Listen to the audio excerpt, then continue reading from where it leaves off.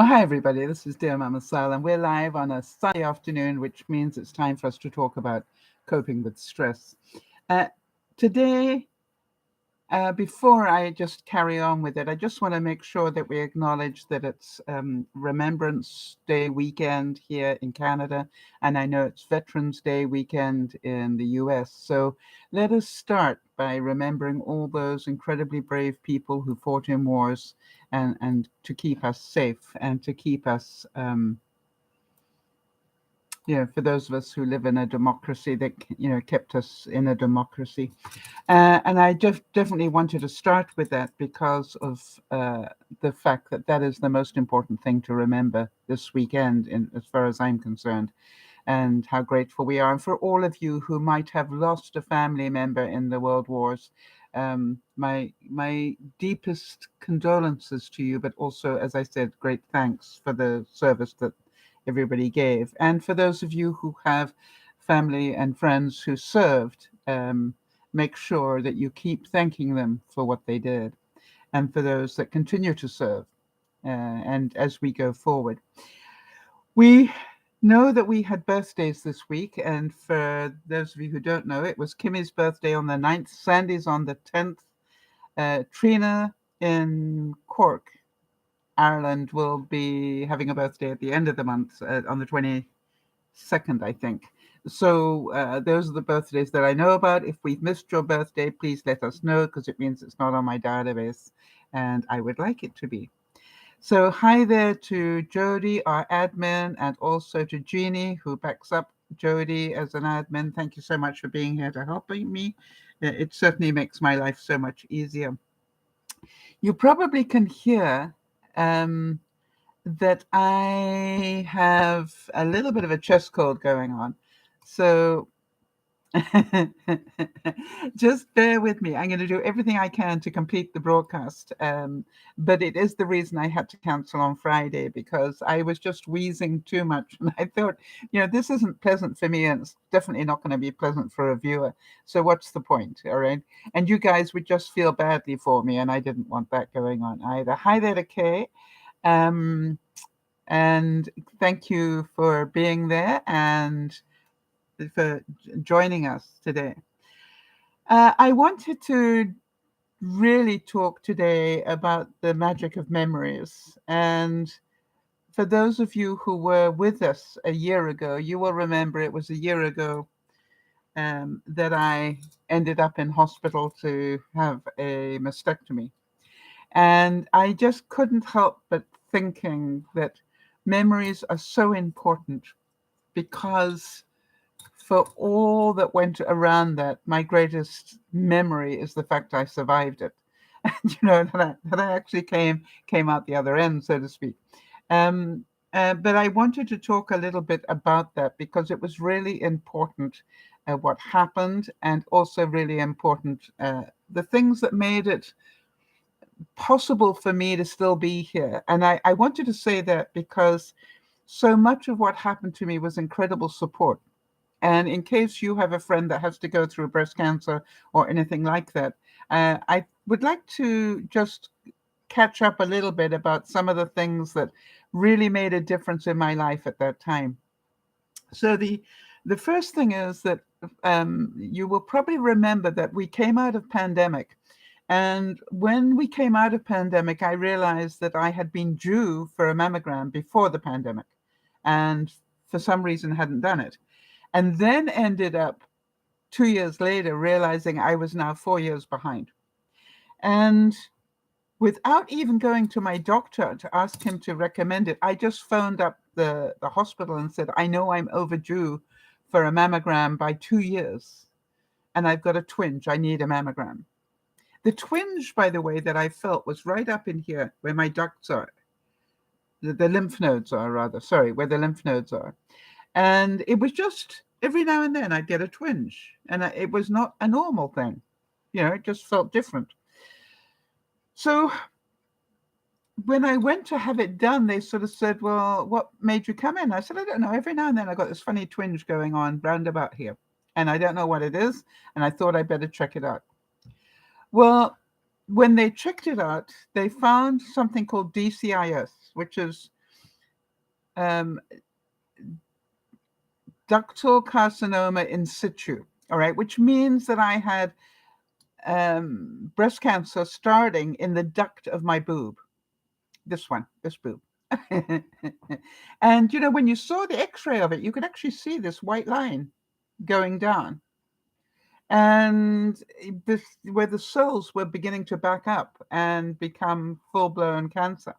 I caught it really early, and it was just so amazing because everybody that saw the X-ray said, "Wow, we rarely catch it this early."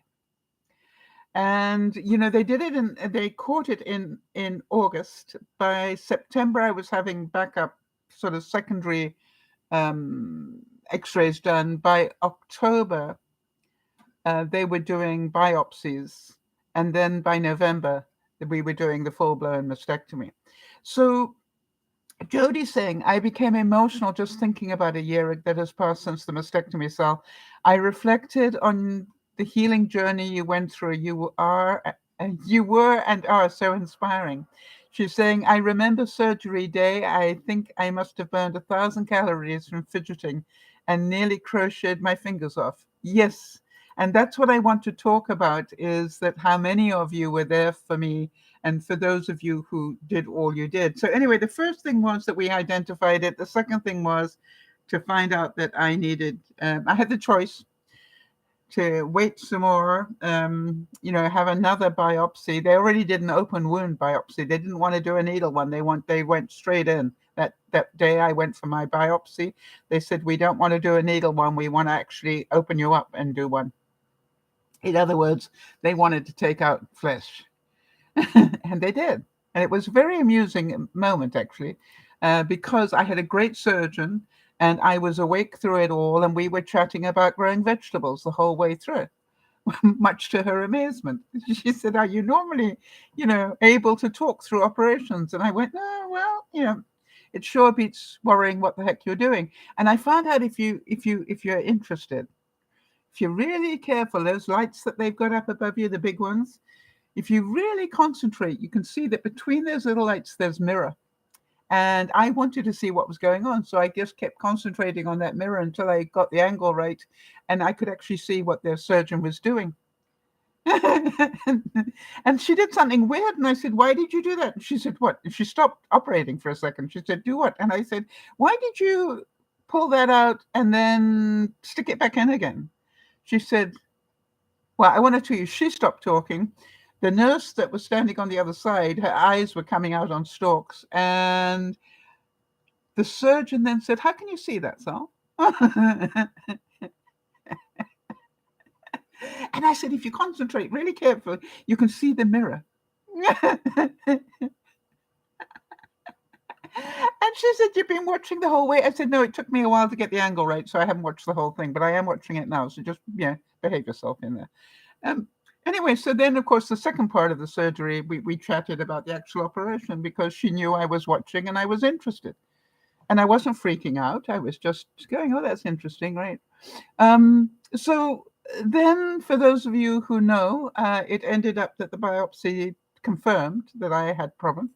And so then the choice is, do I want to have the mastectomy or not? And then she actually said to me, not only do I want to do a mastectomy, but I want to take 3 lymph nodes. Now, the reason they want to do that is to find out, did any of those cells that were sitting in that duct manage to escape? If so, the chances are the lymph nodes would have caught them. And that's why they wanted to take the first 3, to find out if they could see anything in the first 3 nodes. I want to tell you the day of the operation, the worst part of it, I would think, was just when they hit me. They have to put nuclear stuff inside your boob so that it shows up when they're doing the operation. And there's something about having a nuclear isotope stuck in, injected into your boob. And then, that I don't know why. It wasn't my idea of an erotic experience at all, And they didn't even numb me for it, they just, and so I was not happy with it. I don't mind telling you. But, if I think back, my memories about having the operation, that was probably the worst part of the day. Um, the funniest part of the day was coming out the other side, and I was in recovery, whatever they call that first part, and the nurse saying to me, just to let you know you're safe. You came out of the operation. I thought that was so cute the way she said that. And I said, oh, thank you. And she said, is there anything I can get you? I said, oh, that's so kind of you to ask. Caramel macchiato would go down so well. I missed mine this morning. Well, I thought she was going to die laughing because she just said no. What I meant was, you know, are you warm enough? Whatever. I said, oh, first of all, they wanted me to lie down and I refused. Why? I have, lung issues, bronchial type tendencies. So I knew that lying down for me was not where I wanted to be. I wanted to be sitting up so I could, and make sure I cleared my lungs. Anyway, so after I won that fight, which I did, so then she asked me, is there anything she could get me? And I said, yeah, caramel macchiato would go down really well. And then she said, no, I'm not allowed to bring you one of those yet. So I said, okay. She said, anything else? I said, so poutine would be out of the question as well? Well, all the nurses were cracked up laughing. Apparently, you're not meant to come out of the operation. I wasn't even in the recovery room. Yeah, I was in that place they put you to make sure you're going to live. And she was just crying with laughter. But the funny part, for those of you who remember, was they rushed out to go find Doug. And they said, we have a question. And Doug said, what's that? And he said, is she normally hysterically funny? And so Doug and Jess both started to laugh and said, why? What is she up to? And then the senior nurse said, well, she's fine. She's come through the operation. She's sitting up. She's talking. She's calling for a caramel macchiato and now poutine. They both went, yeah, she's fine. But is she normally that funny? Because we're not used to people coming out of a major operation. I got a scar from here to here, calling for poutine and coffee. So they said, no, that's all. It'll probably get worse before it gets better. So she said, okay, fine. And I thought that was so cute. It was a great memory of the day. It said that a picture is worth 1,000 words, but a memory is priceless. And so I have such wonderful memories of that day that, first of all, I survived the operation. That was pretty amazing. The other thing was that I went under the knife at 11. And at 4:12, I think it was, I was getting into the car to go home. Now, that's another memory, which is I thought, I wonder if in my mother's day, she'd had such an operation, how many days they would have kept her in hospital to make sure she was okay. And today, they started the operation at 11 o'clock, and by 4 o'clock, just after 4, I was going home. And I don't know about you, but that's how much medicine has changed in my lifetime. So, and I remember poor Doug, anytime he saw the slightest, pothole or whatever, you could just know that he was dying a death. And he accidentally hit one. And, it went like this. And he, poor Doug. I think he nearly went white in that moment. You know what I mean? He was so upset. And I went, honey, I'm just fine. You've got wonderful suspension in this car of yours. And I did just beautifully in that. And then when we got home, they wanted me to go, Jess and Doug both wanted to take me up to bed. And I went, why? Well, you've just been in a major operation. You need to rest. I said, I can rest and chat, can't I? If you take me to bed, you'll leave me alone. And so I said, I'd much rather be in the living room and watch television and do things, which is what I did. So I have wonderful memories of those 10 days that I spent with Doug and Jess. And all that they did to make that first transition So, it's really scary stuff when you've got a couple of tubes coming out of your body and you've got to drain them and then they get clogged up and they don't want to drain and, oh, the panic of it all. I don't have a lot of memories of that because I choose not to. You know what I mean? It's like, yeah, that's the tough stuff. I'm pretty certain it's like I never had children, but I couldn't help thinking that those of you who've had children, you probably chose not to remember the pain of actually, popping them out as opposed to the joy of having them or not, as the case may be. But I really just have such fun memories of all that they did and how much we laughed and how just wonderful it was and how Jess was such a mother hen and she wanted to get up 4 times during the night to give me meds and I said why. And she said, well, because you're sick. And I said, I know. Well, I'm not actually sick. I'm fine. I just, had an operation. That's all. But she said, I want to make sure you get the pain meds. And I said, I think I can do that myself. And she said, well, how will you know how to wake up? I said, two ways. Number one is I'll set an alarm. That's what I have my phone for. And number two, should I sleep through the alarm? I think the pain would wake me up. Oh, she didn't want to hear that. I always remember the look on her face when I said that. Anyway, she did trust me, I'm pleased to say. And, to me, I hope you can all feel the love that in the fact she wanted to get up all through the night for those first 10 days just to make sure I got my meds on time so I wouldn't be in pain. I mean, with tears in my eyes, it was so loving. And yes, Judy, they were so kind. I quite agree. And I also agree that I had a brilliant surgeon. Thank you for that comment. I'm sorry I missed it talking about it when you put it up. Um, yeah, and the funny thing was I learned a lot about Jess, during that time and how incredibly organized that she is. It is said that nothing is really lost to us as long as we can remember it. So I choose never to forget um, the kindness that I received. And then it wasn't just the kindness of Doug and Jess at that time. I remember that there was this whole system that we set up. And that was on the day of the operation that Jess was in the hospital with me. And that whatever happened, Jess would, as soon as she could, let Yvonne know.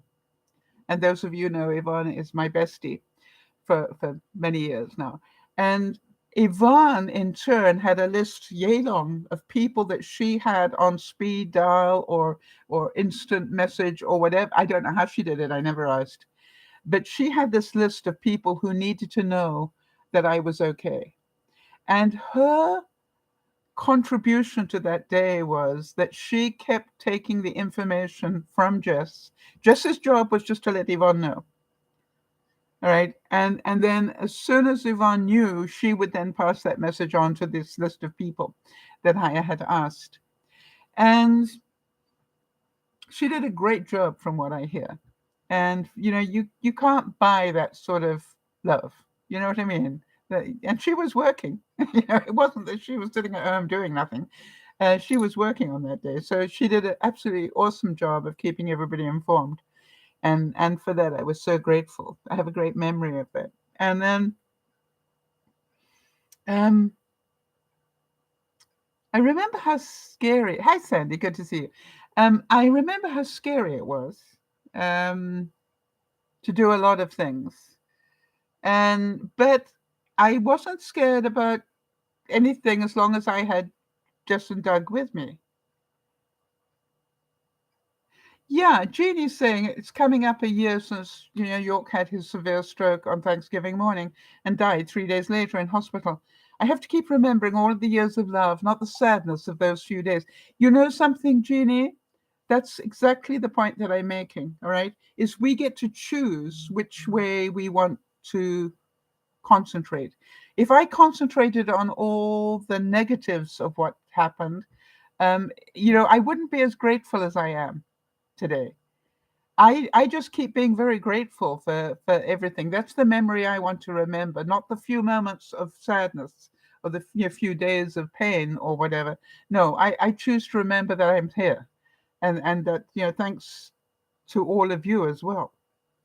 And so I really remember that you guys kept me amused, and you guys sent me such lovely notes and stuff. And for that I thank you, because you probably wouldn't have realized just what an impact they had on me at that time. And so it's been a roller coaster of a year for me. Some of you know that in February they put me on a medication that my body didn't like, and the feeling was mutual. Um, and it really messed with me for 6 months. And then for the last September, October, I mean, the last 3 months I've been on a new drug. And this drug, its job is to kill any estrogen in my body, because the sort of cancer that I had feeds off estrogen. And so this drug that I take gobbles up estrogen. Um, Luckily, touch wood,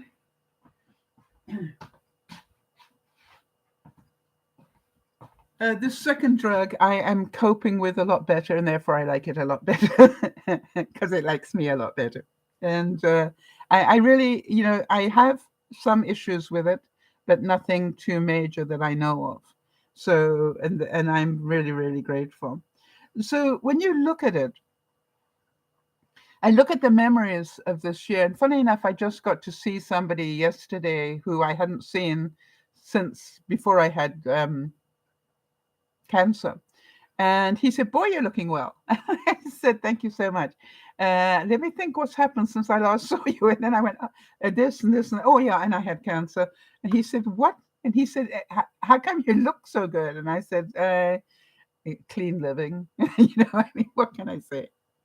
Would you agree that memories are the timeless treasures of the heart? And Jeannie, as you go through this next couple of weeks, I really do encourage you, all right, to concentrate on all those years of love and happiness, and as much as you possibly can. And I know that that will not be easy some days. And also to know that, the good, the bad, and the ugly is all part of life, right? And if you hadn't had all that love, you wouldn't hurt so much.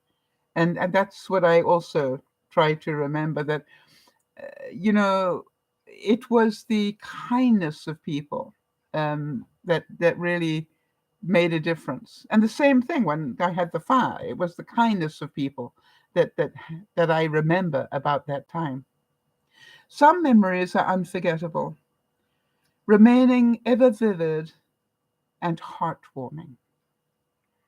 I choose to remember those bits. Now, as you heard, I had a difficult week this week. Um, I I woke up, or must have been about Wednesday or so. Hi, Iz, good to see you. I woke up about Wednesday in the middle of the night, and I realized I was wheezing. And I don't mean just a little bit. I mean, I was quite seriously wheezing.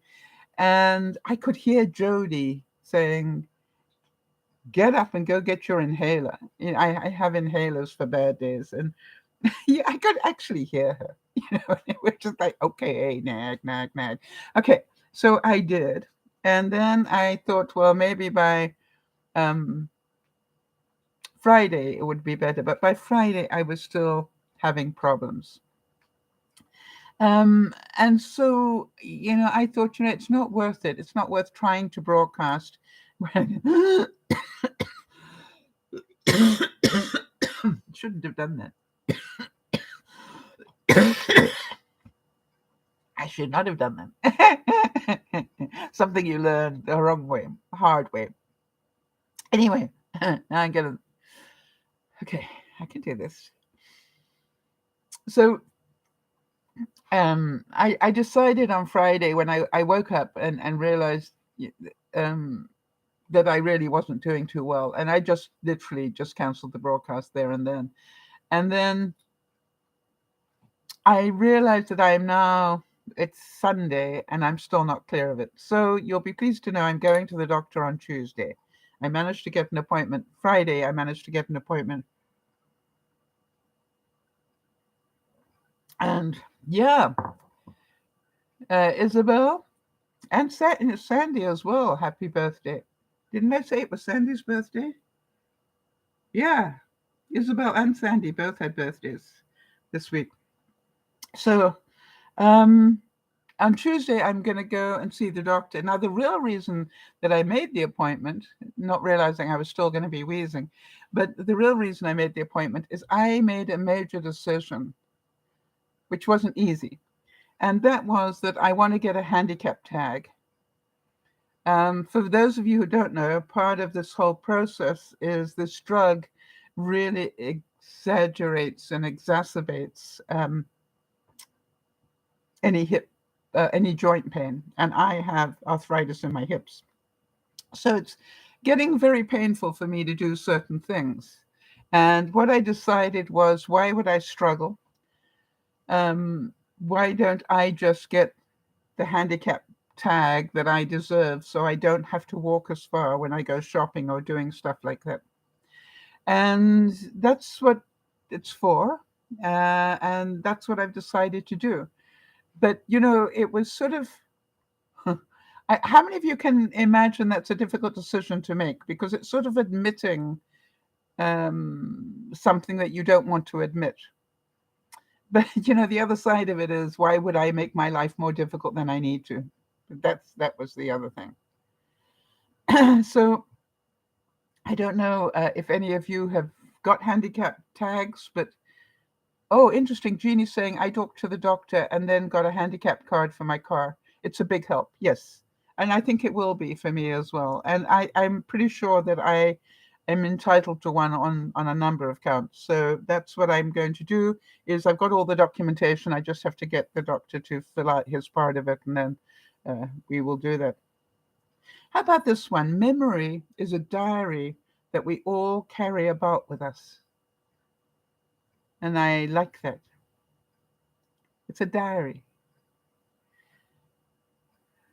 So Tuesday is going to be a busy sort of day. I've been really frustrated this week. Oh, I got a really nice present this week. I meant to show you.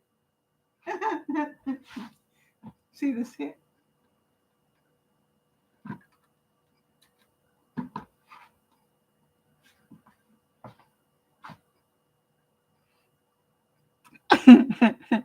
It's from my neighbor. I don't know where she found it, but she said it had my name on it. And I thought that was so cute. Oh, Jeannie's saying she thinks hers lasts for 7 years. I believe here in Canada they last for 3 rather than 7. So, yeah, I don't want the battery to wear out, but I thought that was so cute. Like, hello. And that's love, right? Yeah, I thought so. And the box that it's sitting on is for Kimmy. I don't know if Kimmy will come onto the broadcast, but just if she does, just remind her. This is her box. Kimmy's always wanted a Dear Mama Sal mug. And here it is. It's ready to go. But for some reason, the Canada Post website that does all the calculations of how much this parcel is going to cost is down this weekend. So, but I will get that in the mail this week. So she should hopefully get it for Christmas. Not in time for her birthday. Is saying she loves her mug. Well, I can't believe how long this man has lasted, quite honestly. Mm. And the thing is, you know how long it is since I made a mug? Now, I didn't make the mug, did I? No, well, since I personalized a mug, I don't know if I can remember how to do this, but you don't forget. So there it is, all ready to go with Kim's name on it. The other thing I did this week, quite surprising, is I made my own wheat thins, very thin wheat thins. And these, I think, were pepper seed and poppy, lemon, poppy, yeah, that sort of stuff. And what I did was I made the dough, which of course is basically flour and water and a little bit of oil. And then you add whatever you want to it. And then I put it through my pasta maker, and that's how I got wheat thins. So you remember I'm saying how many things can I make, all right, that I spend money on. Now, Jody's good with numbers. So Jody, I think the average box of crackers here would be about $5 or $6. I don't know what it is in the States, but you would know. And I would say if these cost me $1, it would be a lot.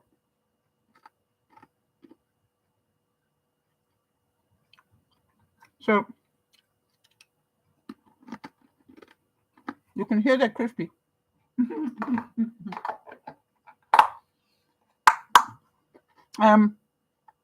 It did beg the question, why have I not made them earlier before? Yeah, Jeannie's saying about three, but 50 to $4. Yeah. So now once every 10 days or so, I'm just going to make crackers. And regular crackers would just be thicker than thin ones. Obviously.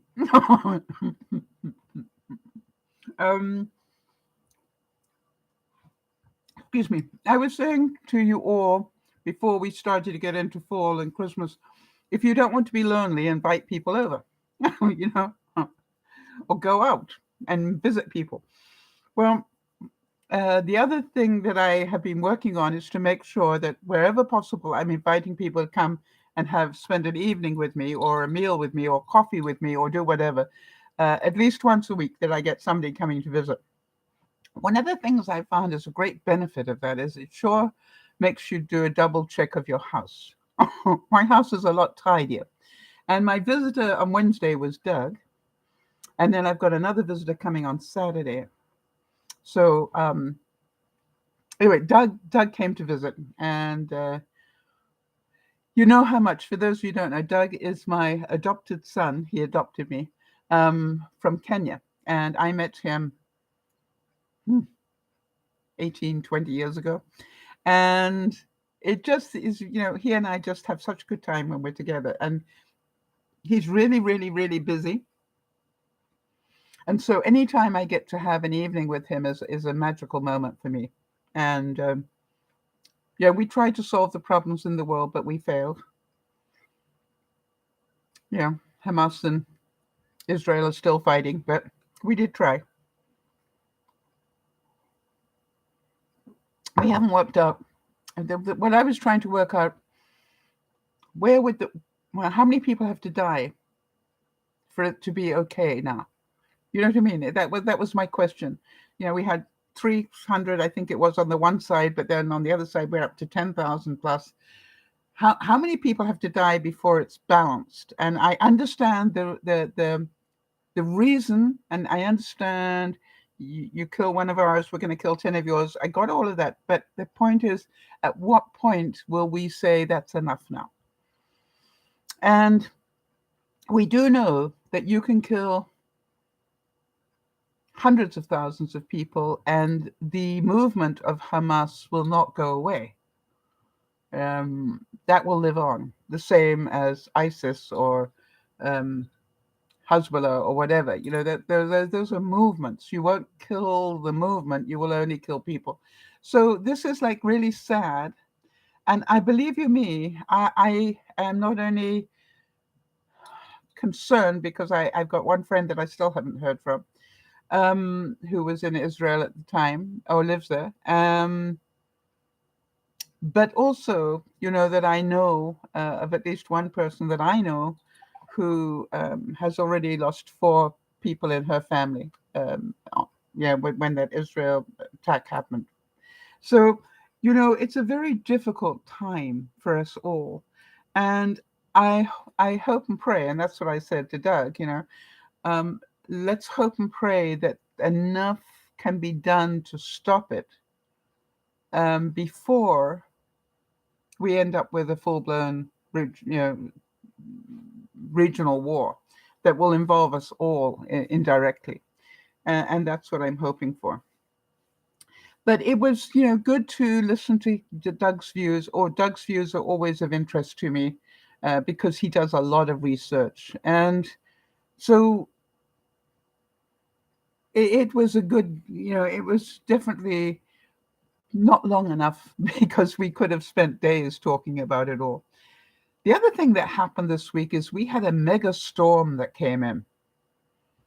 The winds were up to about 65, 70 miles an hour.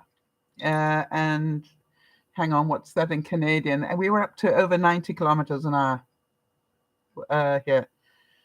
And I want to tell you, when you live in a rural area with big trees around you, that's a bit scary because you're wondering what's going to come down. And by the way, I did hear things come down and onto my roof. And my only question was, how big was that? It sounded big, but was it really? And the other thing was my dear friend Ciara, who has been helping me enclose part of my deck, had just finished sealing off part of my deck in terms of, I've got clear plastic, thick clear plastic that she has put there, and it survived. I was just amazed. I went to look at it the next morning, imagining that all that hard work would be ripped apart, and it survived. So I was so happy with it. And I immediately wrote and thanked her for doing such a good job because, it could have gone the other way. But here's the other thing. I'm a great believer in there are no coincidences. I've been nagging the guy that does my roof and gutters and stuff like that. I've been, I've been quite concerned because I've been after him for at least 3 weeks now to come and do all my gutters. And he came yesterday, the day after that big storm. And he said to me, it's a good job I was late coming here, Sal. He said, because if I had come and cleaned all your gutters, you'd need to call me back again to do them again after that storm last night. And I said, I worked that out as well. So, thank you for no coincidences. But it's just amazing the crud that came out of my gutters. And I know they were done 2 years ago. So, it was just like, wow, that's really scary. So I don't know if you guys had those winds, but it was really nasty here. And but the good news is I'm fine. The house stood up to it, and so did I. And then of course the thing is this: that Ciara came on Thursday and did all the leaves for me, and you can imagine after the storm, it looked like Armageddon here, so I had to get back out there and do all the leaves again. But I think on the good news side, I think the leaves are now down. It was big enough and heavy enough storm and torrential rain that it pulled all those leaves down. And I think, the worst of it is now over. Excuse me a second. While I touch wood. Now then, for those who've been following my saga with the Wi-Fi, I'm going to need to get back to my buddy on the internet provider again, because although it's working, and really I'm thankful for that, it is working. But what's happening, I don't know if any of you have ever had this happen, but the sound is dropping, like quite often. The signal is there, but the sound drops. And it's not my hearing. And I've noticed it on both my televisions, so it's not one television. So it's definitely a signal problem rather than a whatever. So what I'm going to do is do what they're going to tell me to do, which is unplug everything and put it back together again. And I'll be doing that either later today or tomorrow. But then it's just like so frustrating. But it is what it is. And,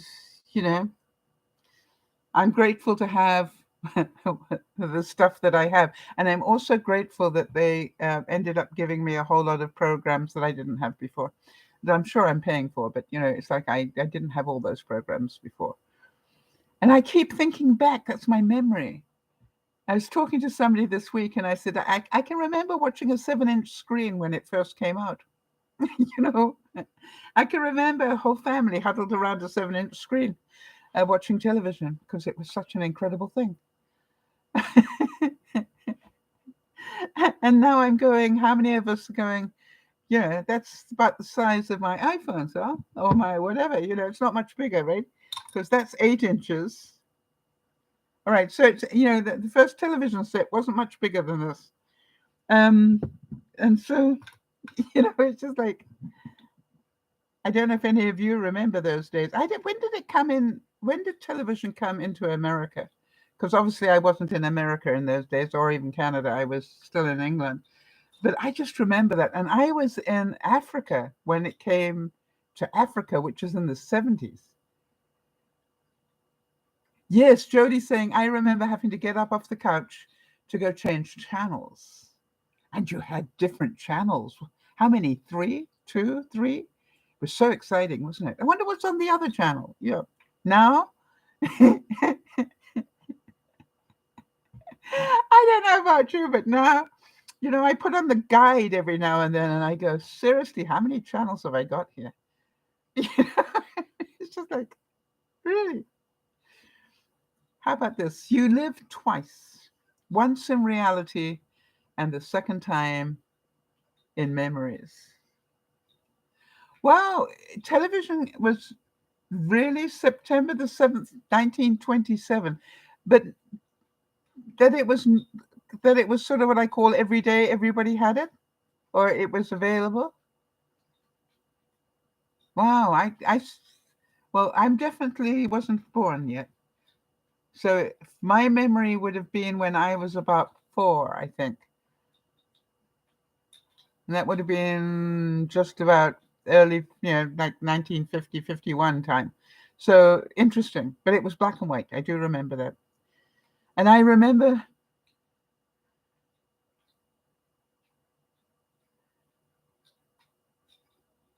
Oh, it said, although the press wasn't presented with it until January the 13th, 1928.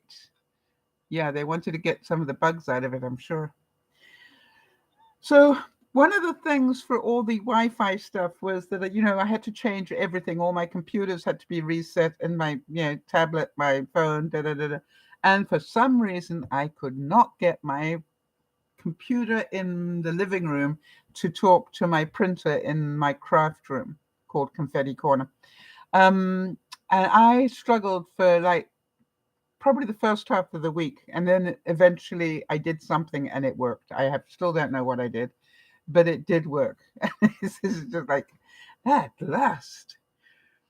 Another major achievement this week was I taught myself to make puff pastry. Yeah.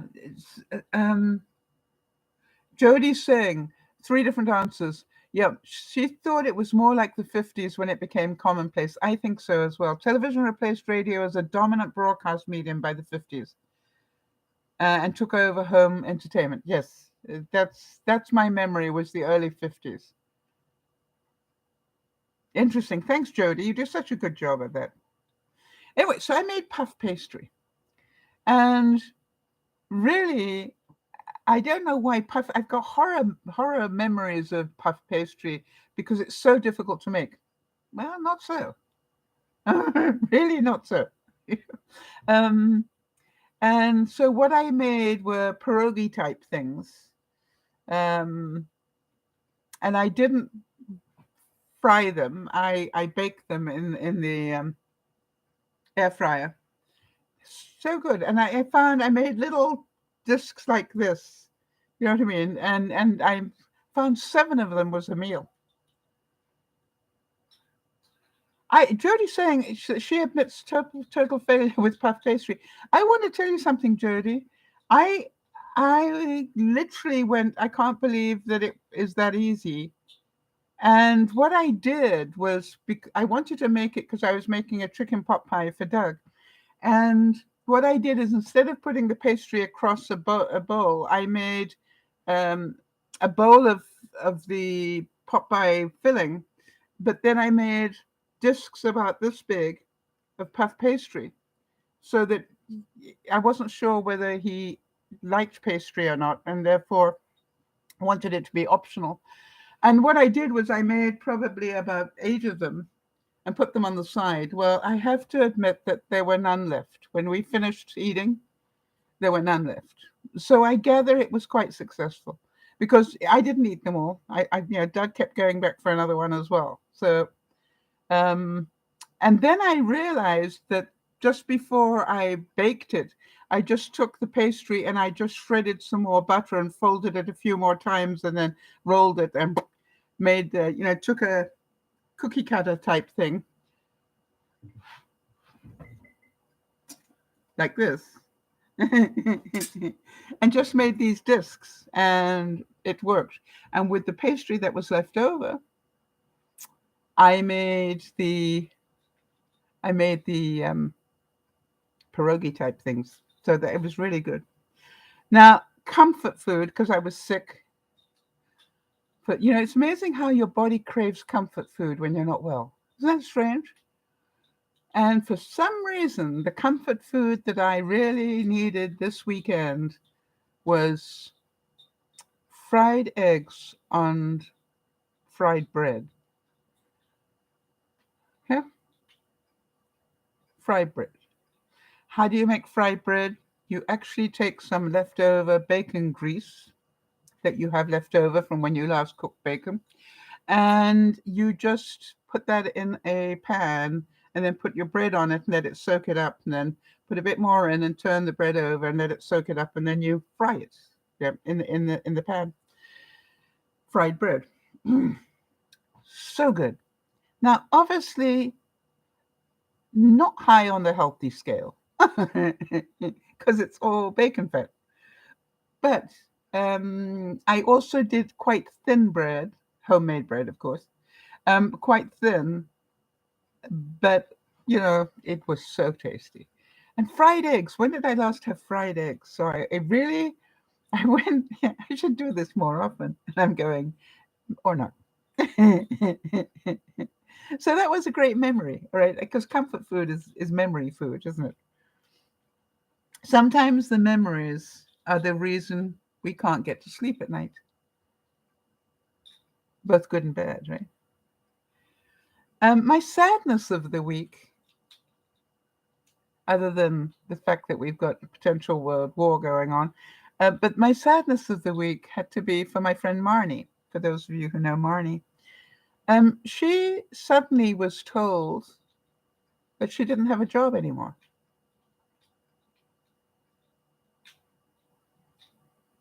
just like that, and so close to Christmas. And luckily, she was already due to go on vacation, thank goodness. Um, and instead of taking a few days off, she extended it to take a few more days off. It's like, hello, I'm not working. I might as well enjoy it. And so,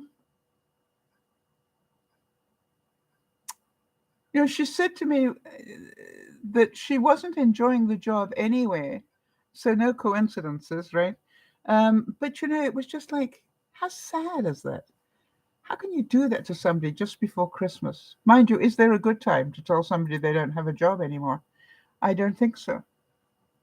So, for those of you who still have a job, be grateful if you have one, because a lot of people will be let go. Um, and that's very difficult.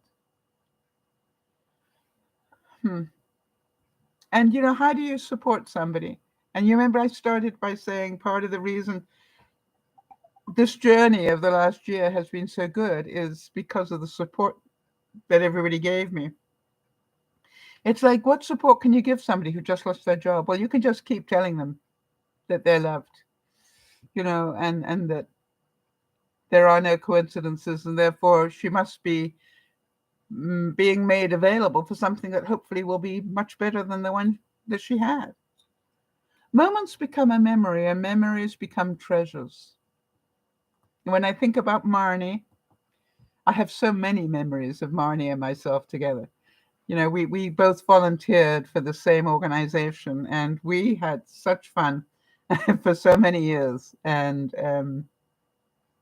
it's difficult for me even to start talking about it, but it just, she was just a great joy. And I met her when she was a participant, and she was 18, I think. And here we are. She's into her 50s now, and we're still friends. Isn't that wonderful?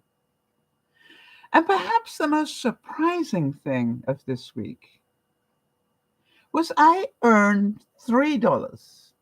Now, I know you're rolling your eyes, but when we're all trying to save money, I found that there is a way to make money from my electrical company. We call it hydro here in Canada. But the electrical company, our supplier, has this promotion every now and then. It sends you a little warning, and what you do is for between 5 and 8, you try to use 20% less energy than you normally do. And they can tell whether you've done it or not. All right. You don't have to do it. But if you achieve a 20% cut in your usage for those hours, then they pay you $3. And it, of course, had to happen the one night Doug was here. So I said to Doug, sorry, buddy. I made sure the house was nice and warm, but it was just like, I'm sorry, it's a bit dark, but there's a reason. And I told him, and he just burst out laughing. And, but it's amazing how many things I did turn off, how many things I unplugged. And, it said, if you got heat, turn it down a few degrees and all those sort of things. Well, it was just amazing how I did that.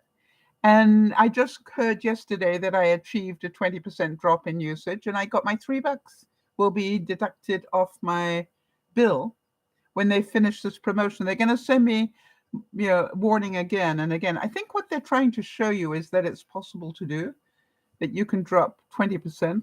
And what they want you to do, of course, is to drop it in the high usage hours between 5 and 8. And so how do you think could you drop your usage of electricity by 20%, do you think? For just 3 hours?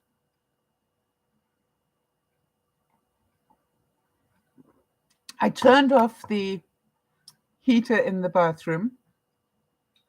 I just went around and unplugged almost everything in the kitchen.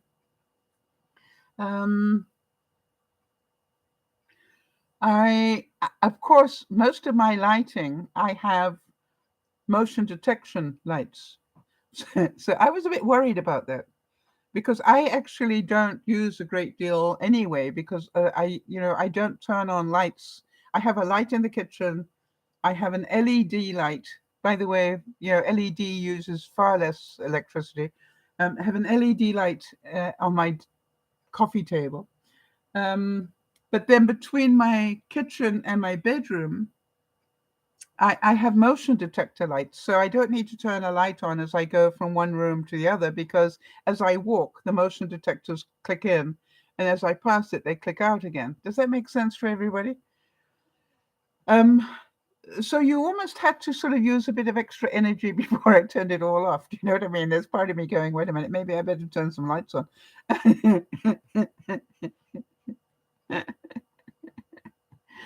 But the good news was that I achieved it, and so for that I was happy. So do any of you have any updates for the week before I and do any of you have any memories of this time last year when I really, it's really amazing that it's been a year. And I go back to the cancer clinic next week for them to do their 1 year checkup on me. Um, so we'll see what they have to say. And the scary part is that I'm part of a support group of people all taking this medication that I'm on, and the horror stories are quite amazing. And so part of me goes, do you only hear this bad stuff in a support group, not the good stuff? Do you know what I mean? It's like the good people aren't there looking for help, right? It's the people that are having trouble that are there looking for help. And I have to keep reminding myself that I'm probably listening to the few, not necessarily all those that are being saved by these drugs. And I know that some people have said to me, why would you take these drugs if um, the payoff is so bad? And I'm sure, Jody, there have been times when you've wondered whether you should be, taking all the drugs that you take because the price you pay, on other organs and so forth is so great. But I keep reminding myself that the reason we're alive today is because of those drugs. So how about this? A moment lasts for all of a second, but the memory lives forever. Hi there, Charlotte, by the way. Good to see you. And, when I look back over the last year, I am very grateful. I must say, I'm very, very grateful for all the good, the bad, and the ugly. Because is it not true that if I hadn't been through the ugly of it, I wouldn't be as appreciative of the good of it? And that is something to also remember. You don't get green grass without rain. And so, like the big storm that we had was scary. I cannot tell you how scary it was to lie in bed and listen to things hitting the house and things dropping on the house. And, you could hear things, I thought I had things tied down pretty well, but, it was like things still, got blown apart. Mostly plastic flower pots and things were pushed around. But it was like the next morning, I was just so grateful, to be safe and not to be homeless. Imagine being homeless and trying to live through that.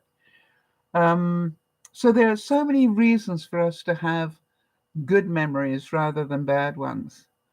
And that is what I really wanted to remind you. The same as Jeannie, as she goes through the next couple of weeks, she will have waves of sadness when she remembers the passing of York, her husband, but she also hopefully will have waves of smiles as she hugs Stella, her fur baby, and remembers, all the love that was in their life together. And that love is never going to go away. That's, still there, and it always will be. And that is the important part. It's said that memories are made of moments and they cannot be bought. They can only be experienced. And my experience in the last year has been incredible, and mostly thanks to all of you for still being there and still wanting to hear the stories and still caring enough about what happens to me. And although there's part of me that goes, I hope I have a less eventful year in the next year, it may not be so, right? And that's part of life. And that's why we do these broadcasts, because all of us are going to go through the good, the bad, and the ugly. And the whole point is that we're all here for one another.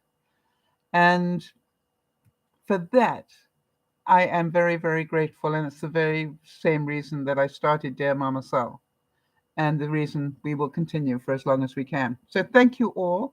Thank you for understanding every now and then I'm going to have to cancel a broadcast, especially as I could hardly breathe. And Jody, thank you for nagging me, even though you are miles and miles and miles and a continent away from me. I could really hear you going, get up and go get your inhaler, Sal. Okay. So this is DearMamaSal saying thank you for being here. Have a wonderful week, if you possibly can. And remember that 9 times out of 10, that's our choice. That's our choice. And Jody said, I shall happily nag you, my friend. Yeah, even when you're not there. It was you're just as like my mother, Jody. So to all of you, thank you so much and have good memories. And by the way, how do you get good memories? You make them.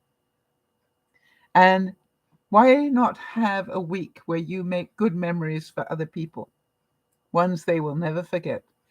Think about what one memory could I give one person that they will never forget.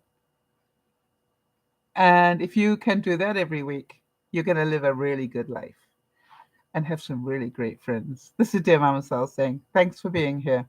Look after yourselves. It's really important. And we'll see you hopefully on Friday. Bye bye for now. Thanks, Jody and Jeannie. I need your help.